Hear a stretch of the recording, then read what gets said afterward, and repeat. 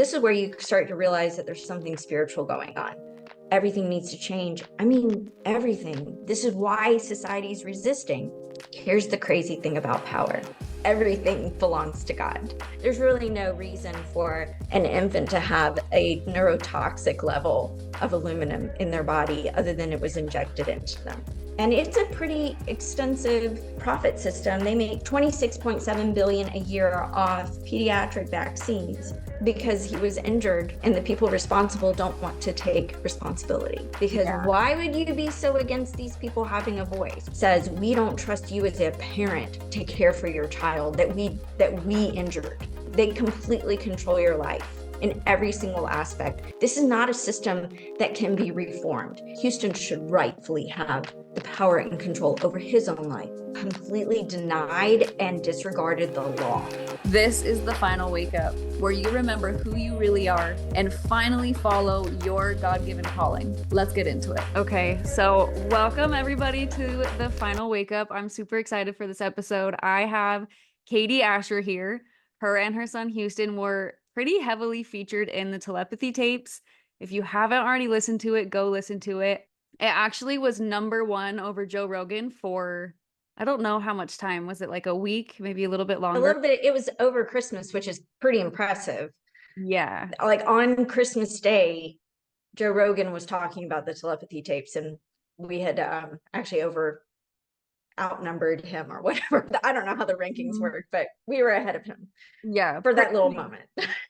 So it's been a huge podcast. It has been so heavy on my mind and heart ever since I listened to it. I am totally honored just to be here talking with you. I feel like this is such an amazing, special opportunity, and I'm just excited to see what God has to say through us, where he's going to take things.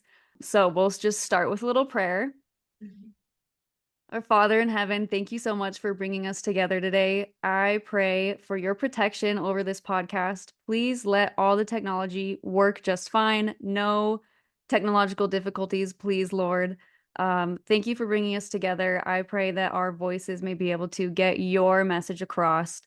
Please speak with the Holy Spirit through us. Let us say the right things. Let us ask the right questions and just weave your divine thread through this whole podcast. I know that you have your plans and your will, and that is all that I want to come out of this. So thank you again, Lord. Love you so much. And I say this in Jesus' mighty name. Amen. Amen. Thank you. Thanks for having me. Yeah, I'm so excited to have you on here. Do you want to give a little bit of an introduction? Because I listened to Telepathy Tapes. I read your book, The Book of Heaven. So I know your story pretty well. But for any of my listeners who either haven't heard the Telepathy Tapes or brand new to this, I would love for them to just get a little bit of a overview of the whole thing. Sure thing. So I'm Katie Asher. I'm a single mom with 5 children, and I've had to do most of the raising and supporting and everything by myself. My second son out of 5 has severe autism. It was regressive autism, and it was devastating, and the challenges were extensive. We were told there was no hope. He was severely disabled. They said he was intellectually disabled, and we believed it. And after 21 years, my son communicated his first intentional words, and that was, "I'm in here." Clearly, that changed my life forever. Wow. And once he began to communicate, he began to explain that he experiences the world very differently than neurotypicals, and other non-speakers like him have similar experiences where they are experiencing, because of their loose connection to their physical body, they're experiencing the metaphysical realm, the spiritual realm, and all of its wildly active, busy, thriving energy all around us. So they have a very unique perspective. That was just the beginning. He explained that he had abilities, not just to see the spiritual and metaphysical realm, but to hear. So he could hear other people's thoughts, feel other people's feelings, and had extraordinary spiritual experiences and awareness. And so I wrote our story under duress, under his duress. And And that was what catapulted us to being featured in the Telepathy Tapes. And from that opportunity, we were just continuing to share our story and share our hope, with the hope that we will open up people's eyes and hearts to how incredibly everywhere God truly is, and how he longs for us to take him completely at his word and to not doubt, and to do the extraordinary work that Jesus Christ did, that we get to be a part of and participate in. That his plan for us is to believe him and not doubt him, to look at his word for truth, not our circumstances. And that's our story. Amen. Yeah, I feel like this conversation is so important because you are Christian, Houston loves Jesus, and I just feel like there's people who've been asking me from my audience who know that we're doing this interview, asking me, is the Telepathy Tapes Christian? Why didn't they talk about Jesus? And there's just this kind of dilemma of people who don't know how or if to trust what's happening. Is God in this? So we'll definitely get into that, but I'm going to try and just take it baby step by baby step. I just want to make a note to the audience and to you for myself that I am by no means an expert on autism. I actually am very uneducated about it. So if I ask weird or like triggering questions, I just ask for grace from the beginning. Yes, I of really course. don't even know what I'm talking about. So yeah, if my questions are naive, if I stumble a little bit, just know that I am coming from a complete beginner's stance. Yeah. And I'll do my best to explain why I might use certain words or why something might be upsetting, because people don't know. And I understand they don't know. Okay, yeah, that would be great. And then, yeah, I know it's a tender topic, so I will be handling everything with as much care as I can.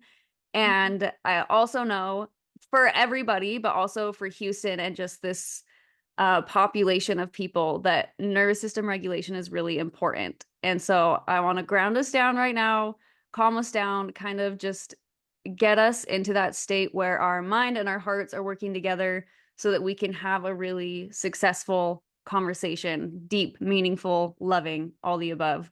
So we'll just do this really quick, maybe like 60 seconds. If you'll put your hand on your heart and just start to breathe in and out through your nose a little bit more slowly and deeply than usual.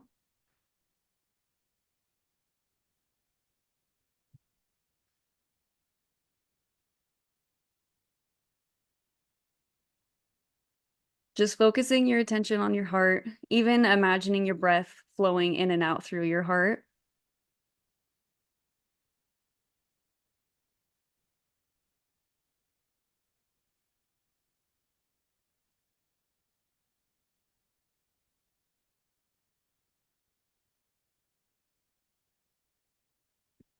Breathing in a smooth, even rhythm. I like to breathe in for 4 to 5 seconds and out 4 to 5 seconds.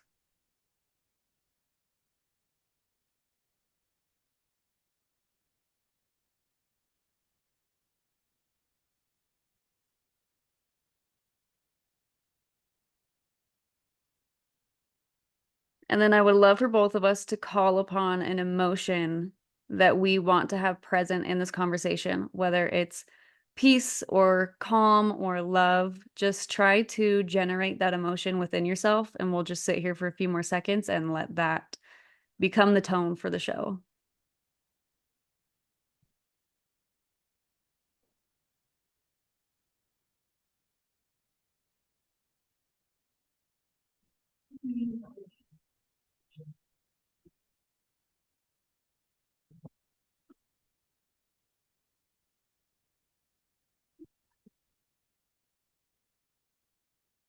Okay, how are you feeling? Pretty good. Thank you. Awesome. Okay, so we'll go ahead and dive in. Again, I'm trying to We go. can start with that question, even if you want to start with that question, we can start there. Okay, which question? Just about like, is this Is Christian? Telepathy Tapes Christian? Is Okay. it, that whole like, what's this about? Okay, yeah, go for it. I think that's a great place to start, because I want to just make sure that everybody understands really what it is, what it's about, and why, as a Christian, I can be a part of it and I can encourage other people to listen to it. Mm, And what it is it's not Christian. it's also not anti-Christian. It's an acknowledgement that the spiritual exists. That's it.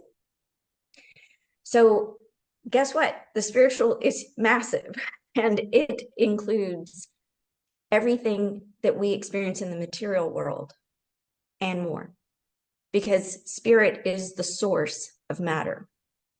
And so how do I say, some people I'm sure heard things that were like, this doesn't check my Christian box, or I don't know if I've heard about that.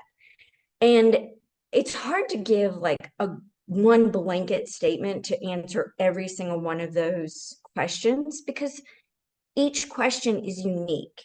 And so what I just ask is that you keep an open mind while we're talking about this, so that when, Madison presents those questions to me, I can explain them and hopefully address your concerns or your fears. I do want everyone to know that I had a lot of influence in trying to make sure that our story was represented. And the truth is, this was never even going to be about one religion or another religion. It was going to be about telepathy. That's all. Whenever Kai Dickens started this process, that's all she thought she was learning about was telepathy. She didn't realize that she was going to be taking into this awareness of the spiritual realm. So she could only handle what she was prepared to handle. And she did, I think, a fantastic job really pushing her own, comfort and boundaries into, trying to understand things that she wasn't even prepared to realize existed. And so that's really how, her journey started with, kind of recognizing there's got to be more. But that was about it. It was just like, ooh, this fits that there's got to be more box. But she didn't realize how much more. And I think she's trying to take baby steps as she goes through her own learning.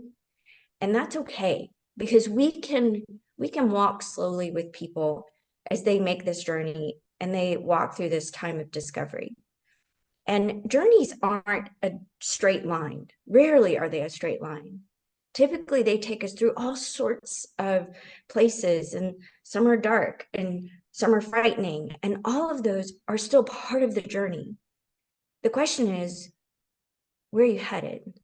And that's really the question that we want to answer for all of us. And there's I think it's in Prince Caspian when C.S. Lewis writes about how, these the kids they were, all right, we're going to follow Aslan. And then Aslan takes them into the dark, deep caves, into the utter darkness. And they're like, I thought we were following Aslan. Why is he taking us down here? And there was something to learn there.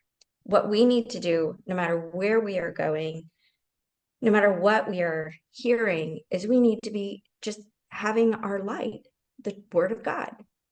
That is our light. That is our lamp. It is a light into my path, or a lamp into my path and a light into my feet. And that's what we are to use to light our way. So as we progressed through this process, I definitely shared, the Christian perspective with Kai, and she's 100% open to hearing our perspective and to honoring us. And she couldn't just make it about our story. So it's about a lot of people's stories. And hopefully I represented Christianity well, and I will continue to do so. All right, let's pause real quick. Are you feeling the nudge? Like, there's a call on your life, but you just don't know what to do with it? I made a free video training for women just like you, from confused to called, and it's gonna unlock clarity, direction, purpose, and confidence rooted in your relationship with God. If you've been stuck, scared, or second guessing for way too long, this is your moment. Watch the free video at the link in my bio, at my Instagram, at madison.palica, and let's get you moving in your purpose today. All right, back to the episode. Love it. Yeah, and for anyone, whether you have or haven't listened to the Telepathy Tapes, I highly recommend reading her book, The Book of Heaven. It's on Amazon, right? Yes, it is. because that just gives this whole new dimension to the whole telepathy tape story. And hearing your story specifically, like just every step of the way, your whole life, everything comes together in such a beautiful, magical way where you can see God's hand in every part of it. And like you said, in the deep, dark caves, like it's not just easy. This didn't come about because of just some magical, fun fantasy land thing.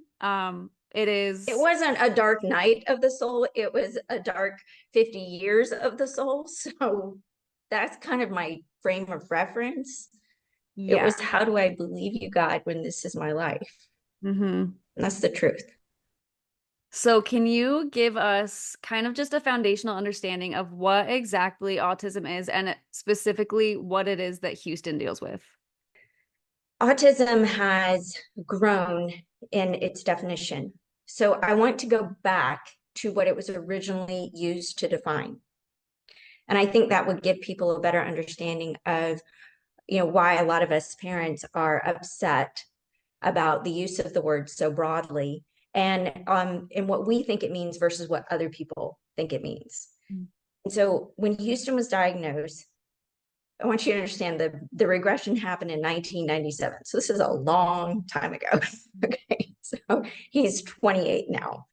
And I didn't get his diagnosis because it was very difficult to even get a diagnosis back then.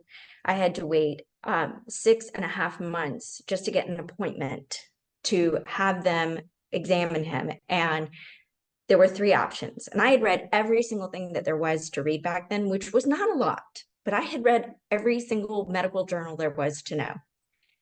And I was praying that his diagnosis would be something called PDD-NOS, pervasive developmental disorder not otherwise specified. Because there were three definitions back then, or diagnoses. There was Asperger's, there was PDD-NOS, and then there was autism. And autism had mild, moderate, severe. But you didn't want autism because with PDD-NOS, there was a chance they could develop out of it Right. and progress enough to have full functionality. And with autism, there was no hope. And that is what we were told. This Mm. is lifelong. There is no hope. Your child's given an intellectual disability label, and they're removed from society, basically. And the symptoms are, of course, non-speaking, but inability to sleep, chronic screaming, chronic crying, chronic, you could tell he was in distress, chronic diarrhea, fecal smearing, literally like he was coming out of his skin all the time, couldn't wear clothes, kept running away, eloping, massive sores all over him, just all kinds of really bizarre symptoms that didn't seem to make sense because they were looking at his behavior to diagnose him, but no one would ever look at all of the medical things. He Mm. couldn't sleep, he couldn't stop eating and drinking, and the diarrhea that came out of him was like acid and would like leave sores all over him. He walked on his tiptoes, he would self-injure, he would do this all the time. He couldn't he wouldn't look at us in the eyes, and he would do this. Mm. And I was like, how? Because I'm like, I'm just a young mom. I was like 24 when this was happening. Oh my gosh. Yeah. And I'm like, So young. how? Like, I don't understand. How is this symptom, which is obviously a medical, so this is something medical or sensory or something. How is this like in this behavior intellectual? I didn't understand. It didn't make sense to me. Mm. But I was told that was it. Good luck. There's nothing we can do. And it pretty much brought did like a complete it destroyed my hope. That's the only way to explain it. Because whenever you have something that debilitating, of course, like any parent, you're like, you pray. Okay, I'm going to pray this away. This is God, answer my prayer. God, answer my prayer. Heal my son, heal my son.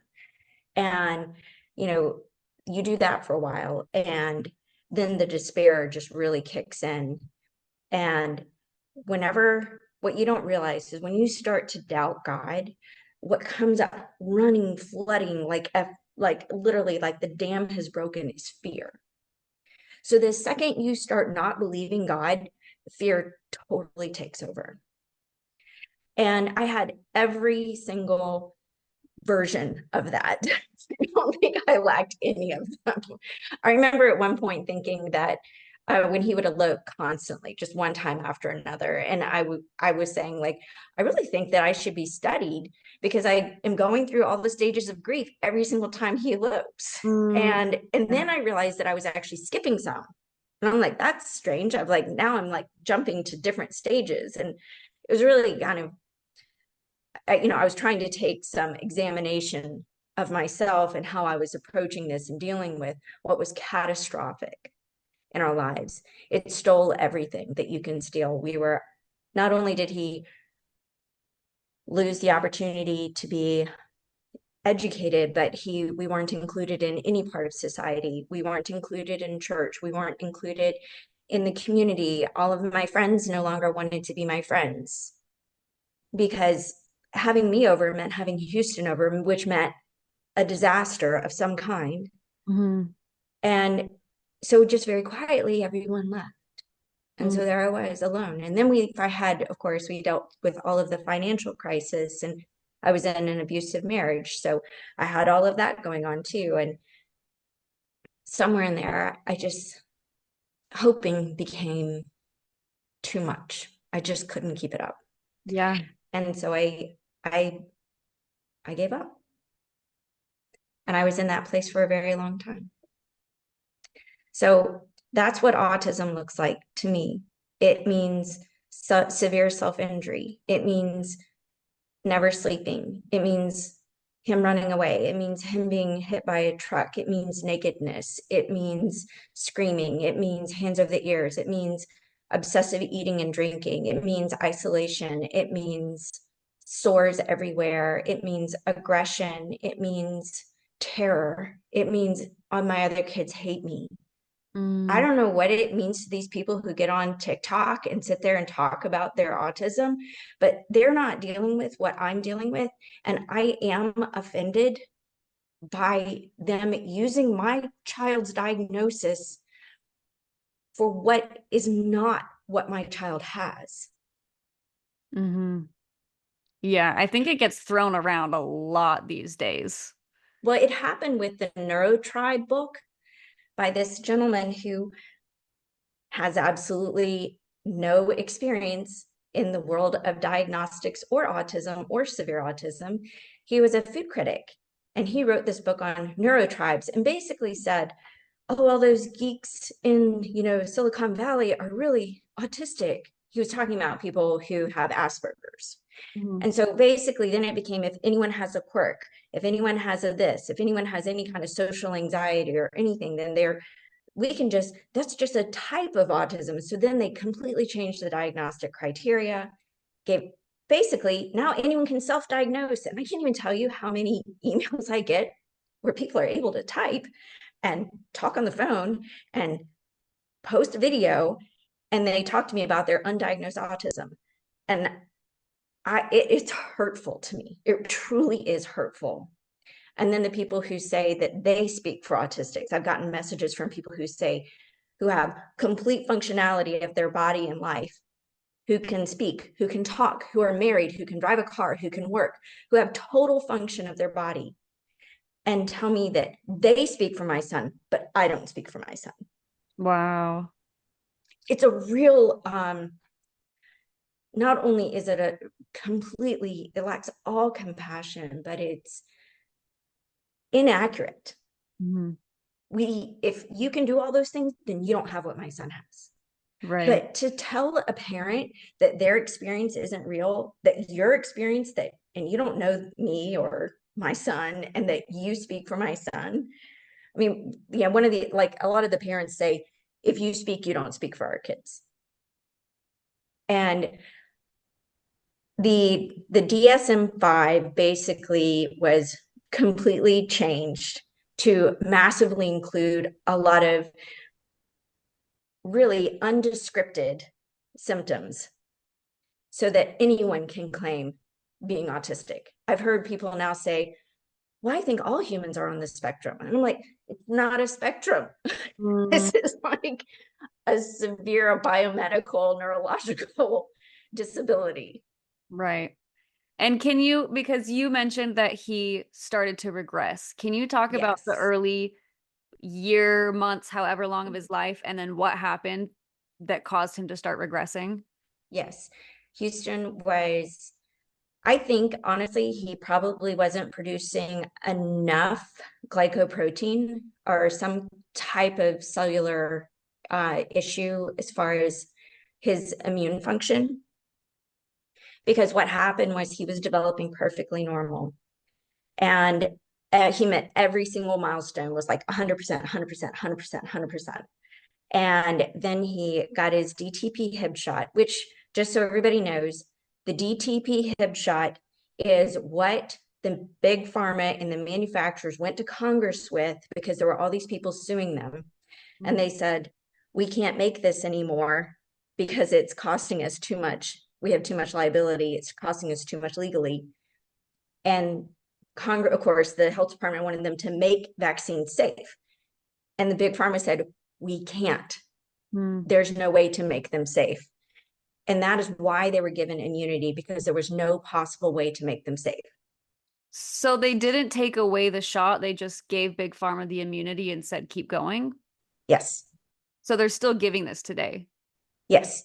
Oh, It's now called DTaP Hib, but it is usually when things start to go wrong. It's this one and the MMR, which is the one that comes after it. So what happened to Houston is he immediately started, it was within 5 days, and he started breaking out in something called petechia, which are these little red freckles. And when he was like, what's this? I was thinking, is it a food rash? Like I'm trying to figure, like, figure out what it is.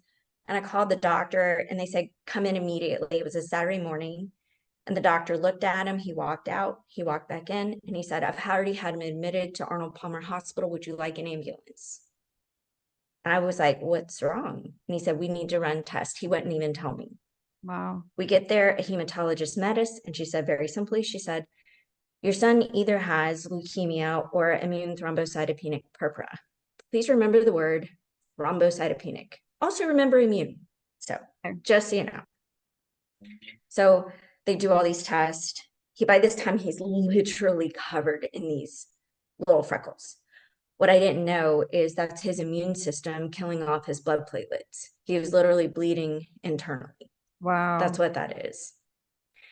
And the hematologist came out and said, this is a reaction to his immunizations.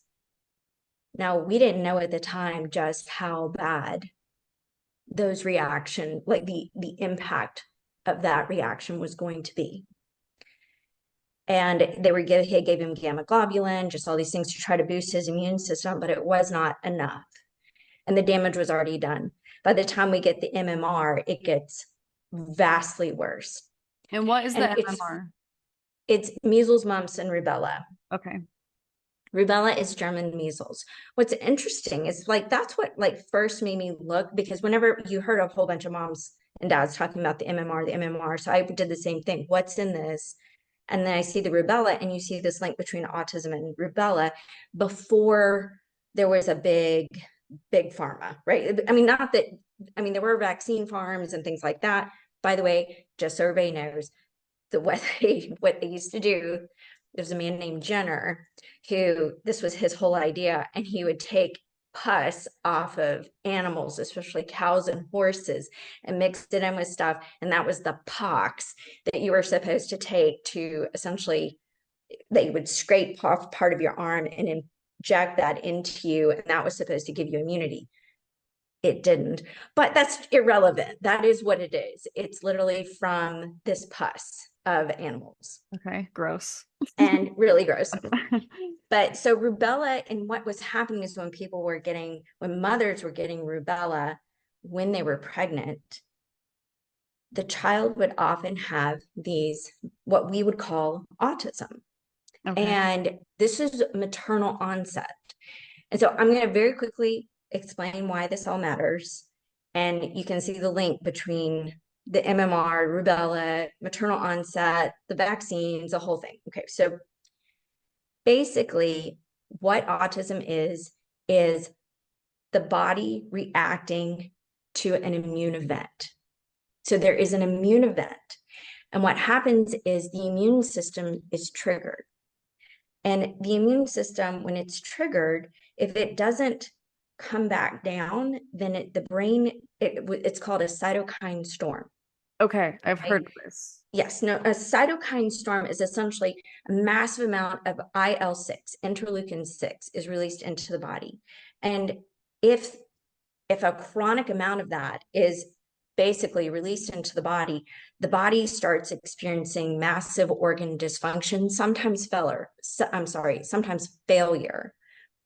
And that's called like hypercytokinemia. Hopefully I'm pronouncing that right.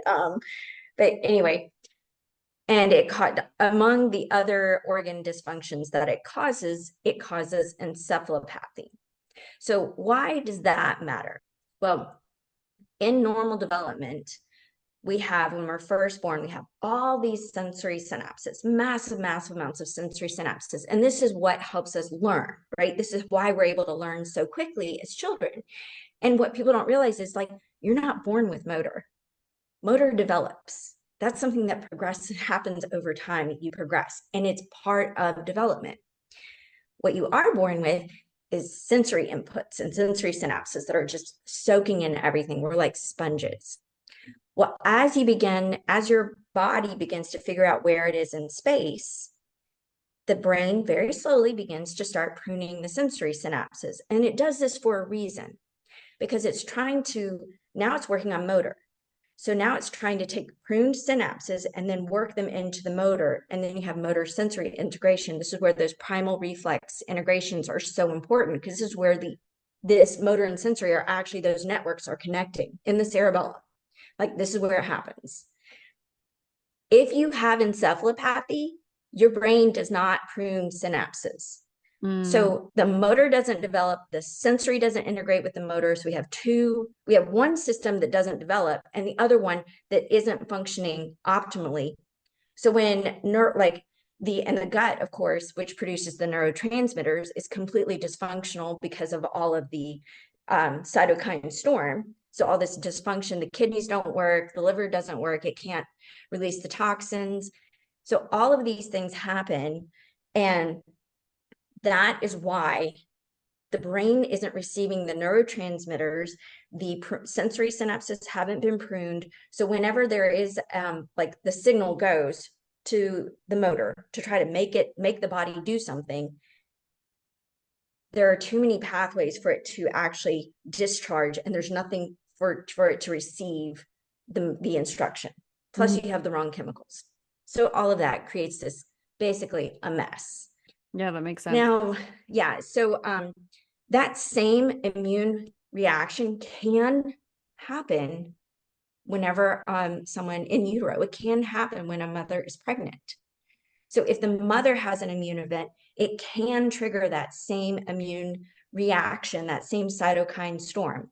And Dr. Patterson was actually the one who figured out this maternal onset, as well as the interleukin 6 and the cytokine storm. So do you remember that Houston had immune thrombocytopenic purpure? That's the cyto. That's what it's talking about, is that immune function.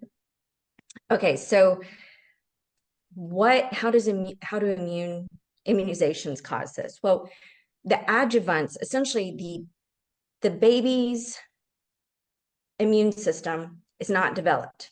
Not that it's not developed, it's just that it doesn't have the microbiome, because they haven't been alive to essentially expose themselves to all the bacteria they need to build up the microbiome and everything else. So they have a very limited microbiome. So the reason why they use these adjuvants in the vaccines is to essentially put in such a violent and excessive and essentially anti-agent that's foreign, that the immune system will react, because the immune system doesn't have the microbiome to just react naturally. Right. So the adjuvant that they use is aluminum most commonly. There's also other things that are very dangerous, but let's just focus on the aluminum, because that's what, when we got my son's blood test, was literally at the top of the chart. There was mercury was down here, and the top of the chart, it literally went off the chart. They couldn't even measure how much, it wouldn't even show because it was literally at the very top. And Wow. I was like, what's aluminum? Why is that in there? What? I'd never even heard of aluminum. And, or not that I hadn't heard of it, I hadn't heard of it Yeah. being in a bag. Like, why is there aluminum? And I mean, there's really no reason for an infant to have a neurotoxic level of aluminum in their body other than it was injected into them. Yeah. So the reason why aluminum is dangerous, just so everybody understands, it has an atomic number of 13. The way chemistry works is you can have any element, right? Can have up to 2 electrons in their first shell, and every shell after that can have up to 8. So 4 pairs, 2, 2, 2, and 2, right? And the outermost shell is called the valence shell, and that's what determines how electronegative any element is. So aluminum's number is 13. You have 2 in the first shell, 8 in the second shell, which means the valence shell, which determines how electronegative it is, has 3. That's highly electronegative. So what it's trying to do is steal electrons. So what happens is it steals electrons, right, to try to fill that shell. Well, then those cells that it stole from are now missing electrons. So what do? They steal electrons. This keeps happening, this like massive oxidative cellular stress, until homeostasis is reached. So in one person, it happens fairly quickly. Great, good for them. But in somebody else, it goes on without any constraint. And it's just basically stealing and destroying and destroying and destroying and destroying. Just And never. that's what happens. Well, eventually it ends, but it's done so much damage by that time, which is, of course, what triggers the interleukin 6 and the cytokine storm and the encephalopathy, the organ damage, and everything else. And another question real quick is, you had mentioned Asperger's earlier. What exactly is the difference between autism and Asperger's? Ido Kadar said that he met someone with Asperger's and it didn't even seem like the two of them had the same thing. So Asperger's tends to be the way they have clinically defined it is an inability to read social cues. And so they have their own essentially way of dealing with sensory input and information. They typically are processing a lot of great information. Their mind works beautifully. They're incredible human beings, and the way their mind works should be respected and honored. And I have absolutely no problem with them receiving the support and diagnostic help that they need, but it's not what my son has. It just isn't. Yeah. Okay. So how old was he when he got these shots, and then he had the cytokine storm? Cytokine storm, Okay. yes, immune thrombocytopenic purpura, but yes. Okay. He So was 8 months at the first shot, 12 months at the second one, and it was like I was literally watching my child vanish right in front of me. One dad's described it as watching, it's as if your child was stolen in the middle of the night and all that was left is this bewildered body. I think that's such a great way to explain what we as parents were experiencing. Like, you go to a well check and come back without your kid. That's what is happening, except it's not even that your kid's not there. It's this bewildered body. That there was a hearing in 2000.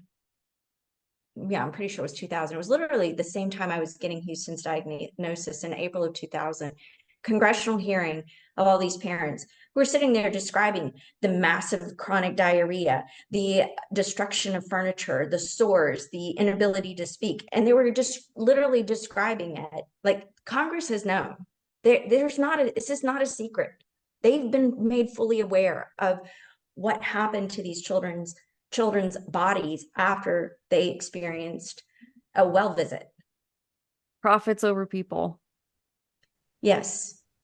And it's a pretty extensive profit system. They make 26.7 billion a year off pediatric vaccines, but that sets them up to make 500 billion a year from all of these psychotropic drugs that these parents have to give their kids to try and get some type of control over what's going on in their kid's life.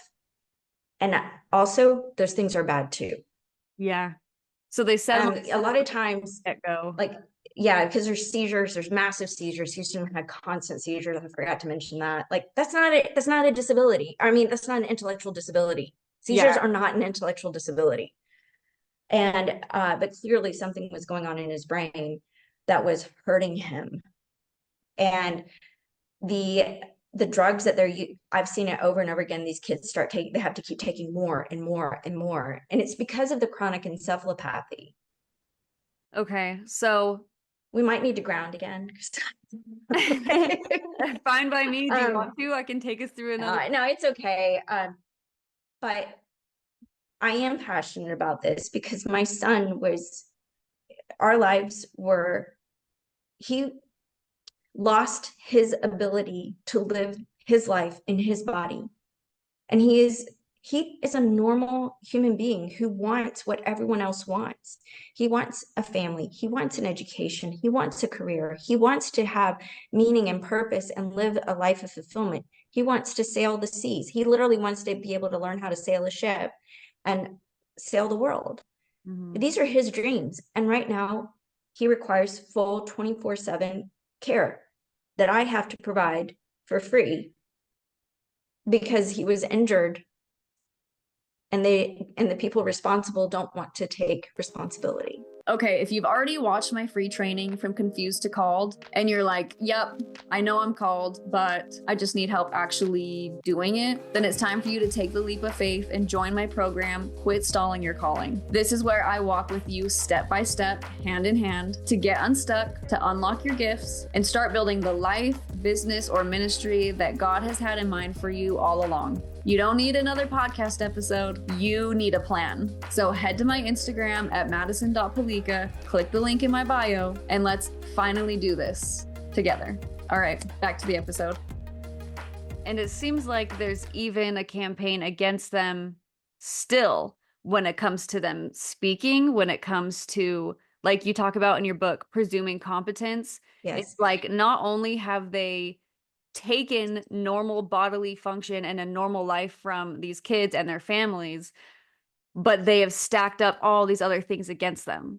Yes, this is where you start to realize that there's something spiritual going on, because why would you be so against these people having a voice? Why are you so adamant that they will not be allowed to speak and communicate what they're experiencing? And there was this one non-speaker who, she said something profound. I'm going to try and find this real quick because it's worth it. This is a young woman who's in her early 20s. And what she said, here it is. I found it. Okay, cool. And I want to give her credit. Her name's, I think it was a young woman, Sammy. Things that are out of tune and out of harmony will cease to exist because the power of all this overtaking the planet at rapid rates and cannot be stopped. We're too far along in the process. No one saw us coming, and the evil ones could not see our true potential. Even if they tried to stop us with poisons, they did not know that they helped us stay out of the body and bring in something new. So what the enemy planned for evil, God planned for good, not just for the saving of many lives, but really the saving of humanity. This is about the world we made is utterly wrong. We've chosen everything that doesn't align with God's will and his word and with his creation. We've chosen all these counterfeits, all these artificial substitutes. We've chosen corrupt systems and institutions that value things that are not in alignment with God. And so whenever we say everything needs to change, I mean everything. All of the big institutions are foundationally corrupt. You can't just whitewash something with a corrupt foundation. You Mhm. have to remove it and take it down because it is fundamentally flawed. And so that is what we need to happen. And that is terrifying because this is why society is resisting, because they've got a lot invested in these institutions and in the roles that they have and in the power that they've collected. Here's the crazy thing about power. People think it's theirs, and it's not. Everything belongs to God. And I'll talk about this, but in multiple ways, but it's energy, right? And energy cannot be created or destroyed. It can only be transferred. And where it is now currently being held up has to be transferred back to where it should rightfully be. Mm. And it should rightfully be, I should rightfully have the freedom and power over my life. I should rightfully have that. Houston should rightfully have the power and control over his own life. And they have taken that power away from us. And I want everybody to understand what happens like when your kid gets out of school, right? You've been stuck in this horrific educational system for, basically they get to stay there until they're the last day of their 21st year of life. What happens then? Well, there's very little. It's all on you. And now you get to enter into being essentially an employee of the state, where they come in and monitor the job that you're doing, that you've been doing for nothing for 22 years. Now they get to come in and monitor you and tell you if you're doing a good job. You have to ask them permission for everything. They completely control your life in every single aspect. They completely control your child's life. It is such a horrific system. This is not a system that can be reformed. It's bad. It's flawed. It's fundamentally says we don't trust you as a parent to care for your child that we injured. Yeah. And we're not going to give you anything to care for the child that we injured. And we're going to monitor you and treat you like you're a nothing employee, like a servant, like a slave. There's not even a word for it. And then they're going to actively work against any little baby step you guys find toward progress and make sure that Yes. shut down. And let's not talk about the paperwork and the bureaucracy and the very flawed system and the people that they send into our homes to monitor us. Mm. This is their system. This is what they came up with. And this is all based on this idea that that government should control people. That's what it's all fundamentally about, is that government should have complete control over people. That is against the way our system was founded. It's supposed to be all power resides from the people. That's where the source is. It's the people's power. And the people get to choose who they want to give it to. Mm. And we chose a system of government that is supposed to limit how much power government has. And that is not what has actually happened. I mean, really beginning with the progressives in the 20s, they really just rampantly started taking over the power and taking it from the people. And they did it under the means of poverty. And there was some really bad, horrific poverty and abuses of power. And those did need to be addressed and corrected, but not at the expense of freedom. Yeah. Seems like that's how they do it, is they find a way to cause an issue. They already have a solution in mind that rips people's freedoms away, but they get people scared about something, and then people give up the freedom to make this thing go away. And then it's like, now we have you. Now we own you. Yeah. I want people to know that when I am talking about them actively working against steps toward progress, what I am referencing is that Houston speaks through a system called typing. That's what you call it, right? Spelling or typing. Spelling. Yes. Okay, yes. Yes. And there has been this huge controversy where, okay, even so, I grew up Mormon. I have friends and family and just random people who have left the Mormon church.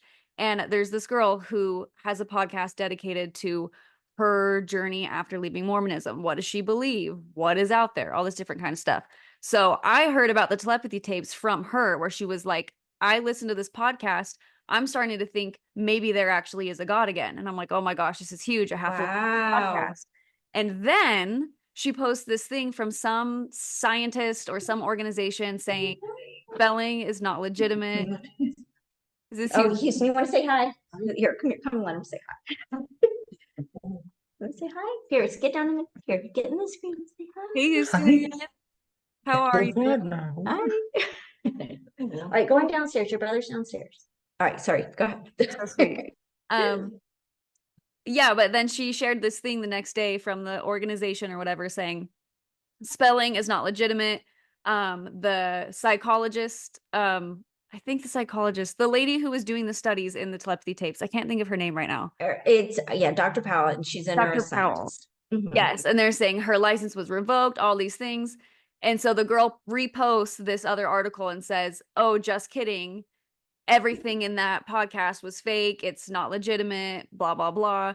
So it's like there is this active effort coming against you Yeah. guys in so many different ways of trying to discredit people, where I can understand, Dr. Powell, her license gets revoked or whatever it was that happened. And it's like, to a regular person that seems like, oh, they must have been doing malpractice or they were doing something bad.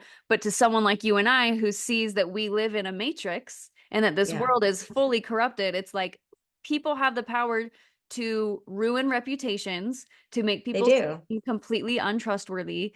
And so I think for me and for other listeners, and I want my audience to be filled in on this, is that there are these two opposing sides happening at the same time. And I think it's difficult for people to discern what is the truth, who is trying to trick me. People don't want to be confused. They don't want to be deceived. And well, that brings up a really good point. And the reason why people have that kind of a reaction to honestly truth is because we've been told to believe in essentially this materialistic mindset. We've been taught to doubt everything that we can't see with our own eyes. And even if we can see it with our own eyes, there's got to be a sleight of hand. There's got to be something like essentially there's really nothing good. There's really nothing more. There's nothing to hope in.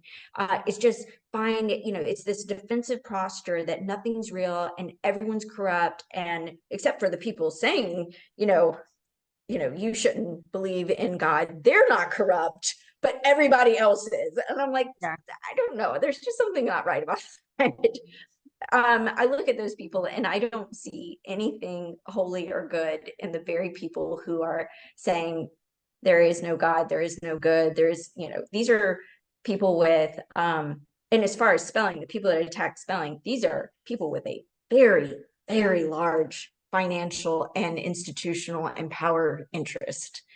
And what is that? What is their vested interest behind trying to? So it really comes from two institutions. And they have, one of them really shouldn't have any business in this at all. And the other one has a chronological interest in it. And that is, so there's ASHA, which is the speech licensing organization, and then there's ABA. ABA stands for Applied Behavioral Analysis, and it came out of the Lovaas method, which is what they would call discrete trial. This man, Lovaas, basically had this theory. This was back in, his whole study came out in the 80s, but basically what it said was, I found a way to cure people of autism.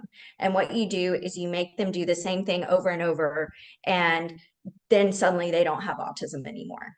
Okay.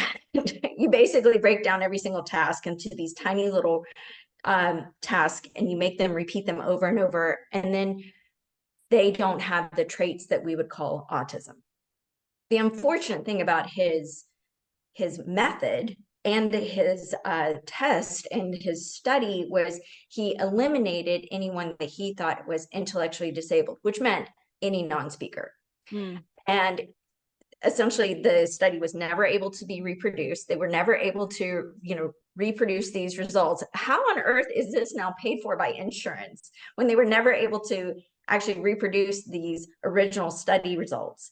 Not only that, it's been by United Health Group and by the Department of Defense have both done studies on ABA and shown that despite the massive amount of money and time and investment and data that they've collected, it doesn't work. It literally doesn't work. Why are we doing this? Why are we continuing to pay for something that does not work? I will tell you why. Because they get paid 40-hour billable hours a week per non-speaker. That basically represents $7.62 billion for the ABA industry.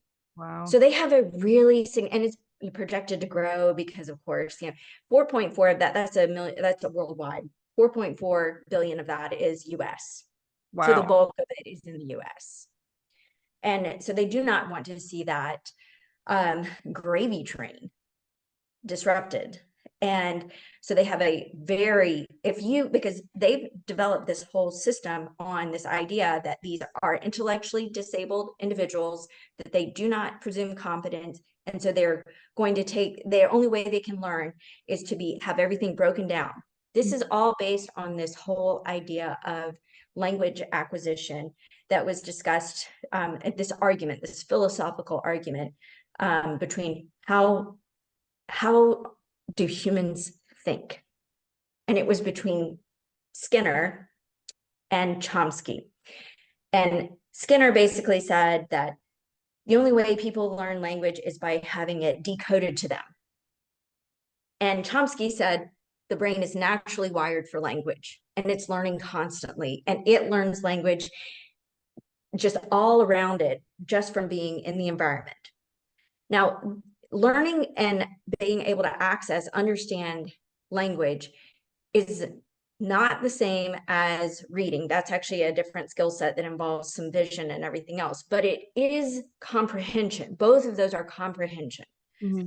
The actual ability to decode visually is a complex skill, but most of these guys who are non-speakers have had to teach themselves how to read. And it is because language is everywhere and they do absorb things. And it was whenever Houston starts like spelling and doing all these things, and I went back, I'm like, well, how did you do that? And I went back and I started looking at all those old pictures, and I was like, oh my goodness, he was always in books. Yeah, it was like had all these pictures of him in books, but I just thought he was looking at the pictures. Right. The presumed incompetence. Yes. And so they're constantly learning. All of us are constantly learning. And I just want to talk about the idea of language, right? The idea of language is the ability to hear sounds, recognize the sounds have meaning and intent. Every single person has that ability. Mm-hmm.